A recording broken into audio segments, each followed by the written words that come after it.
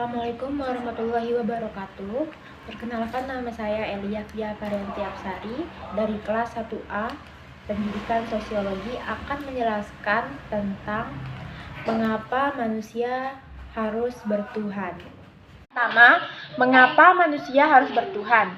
Pengalaman bertuhan dapat menjadi bagian yang sangat erat dan memengaruhi kepribadian seseorang.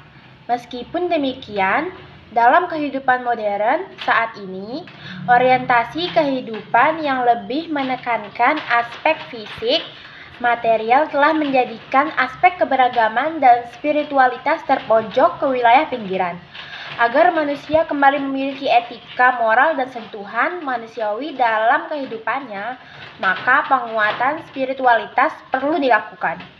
Penguatan spiritualitas ini secara filosofis dikatakan sebagai penguatan visi ilahi, potensi bertuhan.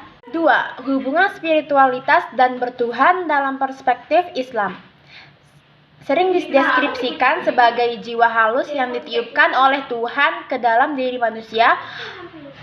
Al-Quraisy dalam tafsirnya Lataif al-Isyarat menunjukkan bahwa roh memang latifah, yaitu memiliki jiwa halus yang ditempatkan oleh Tuhan dalam diri manusia sebagai potensi untuk membentuk karakter yang terpuji.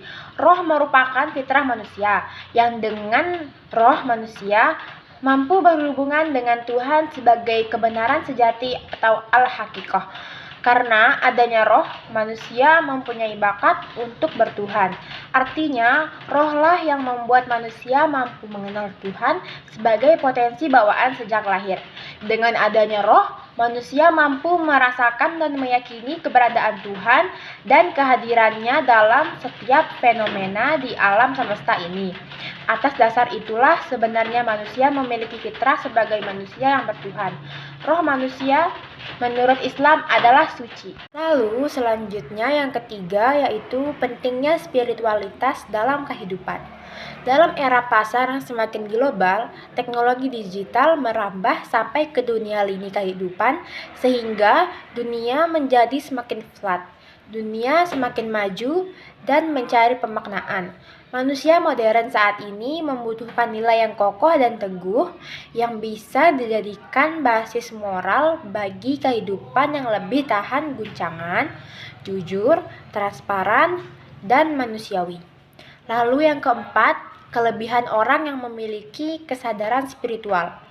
Orang yang memiliki kesadaran spiritual akan memiliki karakter. Di antaranya mampu menemukan kekuatan yang lebih besar, merasakan kelezatan ibadah, menemukan nilai keabadian, menemukan makna dan keindahan hidup, membangun harmonisasi dan keselarasan dengan semesta, menghadirkan intuisi, dan menemukan hakikat metafisik, menemukan pemahaman yang menyeluruh, dan mampu mengakses hal-hal gaib yang suprarasional. Dalam bahasa agama, orang-orang yang memiliki kesadaran spiritual adalah orang-orang yang selalu berada dalam kondisi terhubung dengan Tuhan.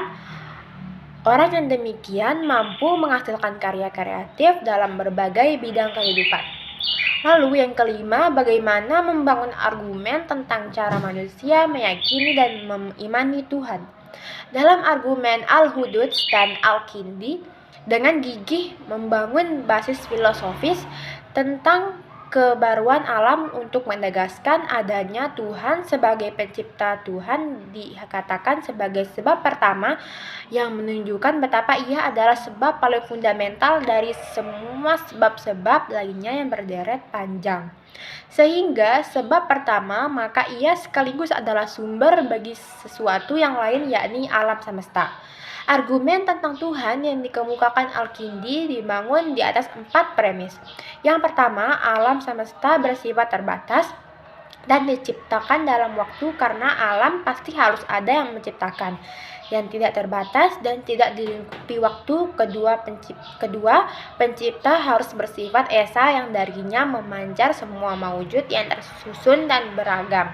Ketiga, sesuatu ada karena adanya sebab-sebab lain yang secara hierarkis mengerucut pada sebab sejatinya, dan sebab terakhir adalah sebagai satu-satunya yang menciptakan keempat wujud Tuhan dapat diamati dengan keberadaan alam semesta dengan makroskopos yang tidak mungkin mengalami sebuah keteraturan hukum. Tuhan adalah argumen kemungkinan yang disebut dalil al-imkan. Ibnu Sina sebagai tokoh argumen ini menjelaskan bahwa wujud eksistensi itu ada, bahwa setiap wujud yang ada bisa bersifat niscaya atau potensial. Wujud niscaya adalah wujud yang esensi dan ekstensinya sama. Cara memberikan wujud kepada yang lain yang bersifat potensial atau mungkin.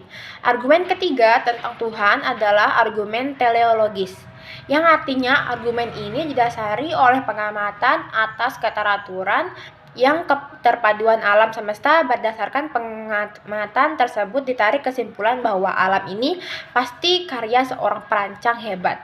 Ibnu Rushd memperkuat tesisnya atas dengan mengutip beberapa ayat Al-Quran. Menurutnya ayat Al-Quran yang berbicara tentang keberadaan alam yang pertama yang mengandung bukti bahwa rahmat Tuhan. Yang kedua, ayat yang mengandung bukti penciptaan yang menakjubkan. Dan yang ketiga, ayat yang mengandung kedua dari ketiga perspektif di atas. Dapat disimpulkan bahwa intisari dari pendapat para filsuf mukmin klasik bahwa Tuhan adalah pencipta dari segala sesuatu yang ada di dalam alam nyata ini. Tuhan menjadi sebab pertama dari segala akibat yang kita lihat saat ini. Bila ada kekurangan dan kesalahan kata, saya mohon maaf. Assalamualaikum warahmatullahi wabarakatuh.